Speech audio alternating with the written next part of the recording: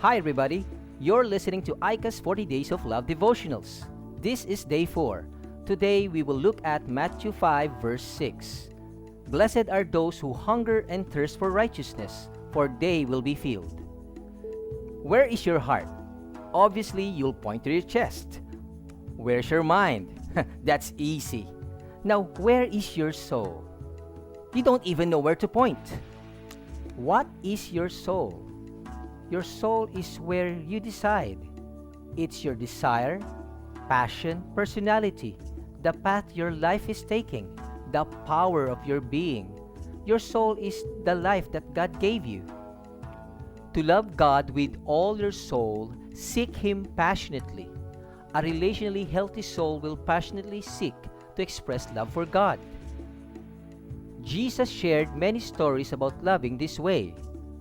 In Luke 15, Jesus told 3 stories about passionately finding the lost sheep, the lost coin, and the lost son.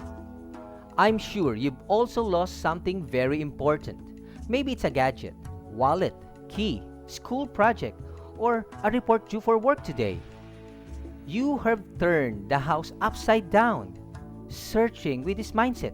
I will not stop until I find it. That's passion. And that's the way to seek God. Seek God passionately. Love God personally. No one can love God like you do. So, love God in a unique voice, a different tone, a distinct signature which is your soul. Don't just copy what others are doing to worship God in order for you to blend in. Love Him in your own unique way and obey Him. Jesus showed this kind of love to the Father in the Garden of Gethsemane when He prayed, "Not my will, but yours be done." That's found in Luke 22 verse 42. Jesus disregarded what He wants and wholeheartedly submitted to God's will. Set your soul in the right direction when you pray. Philip Doddridge, one of the great spiritual influences in the 17th and 18th centuries, wrote a book, The Rise and Progress of Religion in the Soul. Despite suffering from weakness, illness, and other conditions, Doddridge still focused his soul on God's will and inspired many souls. We give only a portion of our souls to God because we pray your will be done in our church life but not in our business life, in our family life but not in our personal thought life. This week, I urge you to inject in your life this prayer, "Not my will, but yours be done."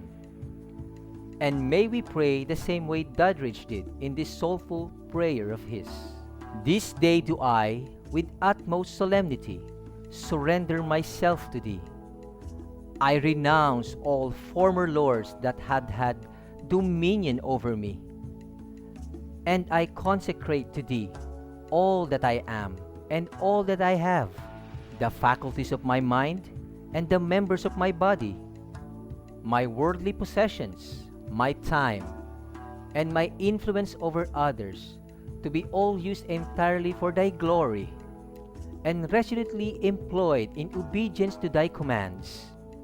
As long as Thou continuest me and my life, to Thee I leave the management of all events, and say without reserve, "Not my will, but Thine be done."